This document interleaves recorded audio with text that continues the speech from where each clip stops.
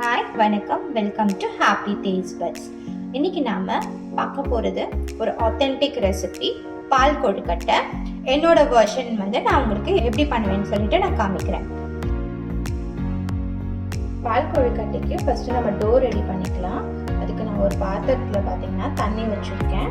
அது ஒரு boiling point, அது பாயில் வந்ததுக்கு அப்புறமா ஆஃப் பண்ணிவிட்டு அதை நம்ம யூஸ் பண்ண போகிறோம். அண்ட் இந்த பவுலில் ஒரு 250 ml கப்பில் ஒரு கப் அரிசி மாவு எடுத்துருக்கேன். இதோட நம்ம ஒரு 1/4 டீஸ்பூன் அளவுக்கு உப்பு சேர்த்துப்போம். உப்பு சேர்த்துட்டு ஒரு டீஸ்பூன் அளவுக்கு நம்ம நெய்யும் இப்போ இதில் சேர்த்துக்கலாம். சேர்த்துட்டு அது தண்ணியை ஊற்றி ஒரு திக்கு டோவால் பிறகு பிசைஞ்சிக்க போகிறோம். தண்ணி பார்த்தீங்கன்னா நல்லா பாயில் ஆக ஆரம்பிச்சிருச்சு, அந்த பபிள் வர ஆரம்பிச்சிருச்சு. ஆஃப் பண்ணிவிட்டு ஒரு நிமிஷம் விட்டுருங்க. இது ஒரு 2 minutes போல் ஆயிடுச்சு. இதை கொஞ்சம் கொஞ்சமாக நம்ம மாவில் ஊற்றி ஒரு ஸ்பூன் வச்சு லேசாக பிசைஞ்சிக்கலாம். அதுக்கப்புறம் லூக்வார்ம் டெம்பரேச்சர் வந்ததுக்கப்புறமா கையை வச்சு நல்லா பிசைஞ்சு கொடுத்துருங்க. அது கொஞ்சம் கொஞ்சமாக ஆட் பண்ணிக்கலாம். கை வைக்கிற அளவுக்கு வந்த உடனே சூடு நம்ம கையால் பிசைஞ்சிக்கலாம். ஒரு சாஃப்ட் அண்ட் டைட் டோவாக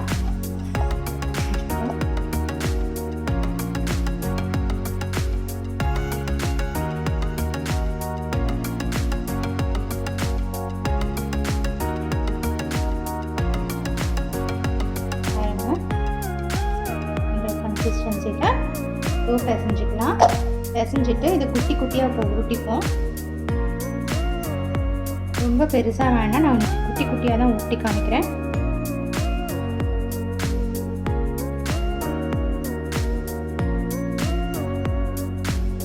இந்த சைஸில் இப்போ இந்த மாவு ஃபுல்லாக நம்ம உருட்டி எடுத்துப்போம்.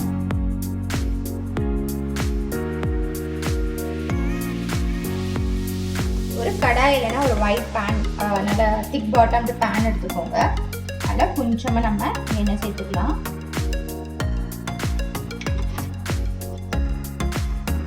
நான் ரிஃபைண்ட் ஆயில் சேர்த்துருக்கேன். நல்லெண்ணெய் சேர்க்காதீங்க.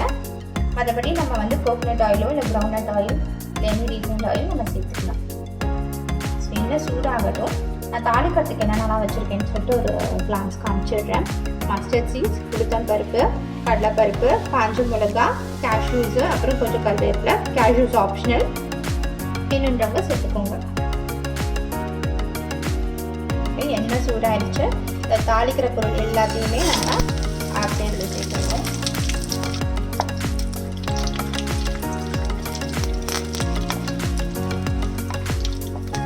கடுகு பொரிஞ்சு இந்த கேஷ்யூஸ், உளுந்து, கடலைப்பருப்பு நல்லா லைட் கோல்டன் ப்ரௌன் கலருக்கு செவக்கட்டும்.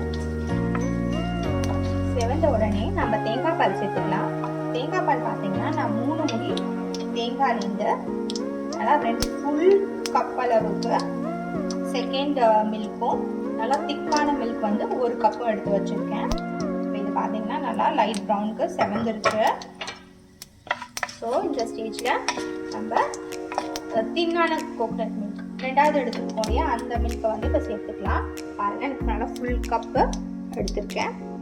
நல்லா 3 முடி தேங்காய் இதை அப்படியே சேர்த்துருங்க. கொதி வரட்டும். அதுக்கப்புறமா நம்ம உருட்டி வச்சிருக்க பால்ஸை சேர்த்துப்போம். ஆல்ரெடி நம்ம அரிசி மாவில் ஒரு 1/4 டீஸ்பூன் அளவுக்கு உப்பு சேர்த்துட்டோம். இந்த டிஷ்ஷுக்கு கொஞ்சமாக உப்பு சேர்த்துக்கிட்டா நான் ஒரு 1/2 டீஸ்பூன் அளவுக்கு உப்பு சேர்த்துக்கிறேன். கொதி வந்துடுச்சு.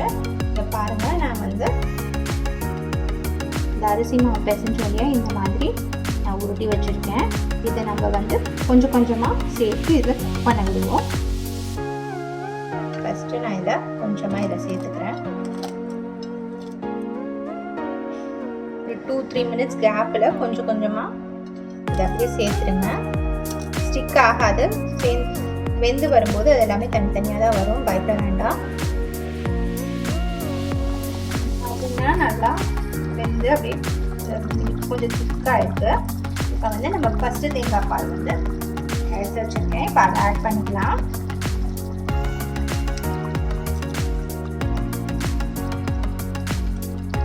வேகிறதுக்கு ஒரு 10 to 12 நிமிஷம் கண்டிப்பாக ஆகும். நம்ம நடுவில் இன் பிட்வீன் செக் பண்ணிக்கோங்க.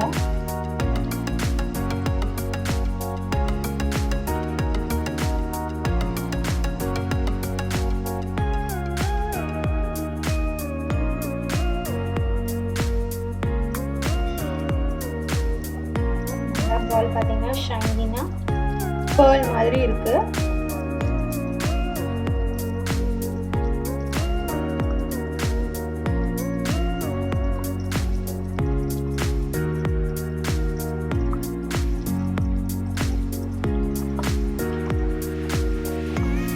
நல்லா வெந்துருச்சு. இன்னும் ஒரு 2 நிமிஷம் கொதிக்கட்டும். நம்ம பிளேட் பண்ணிடலாம்.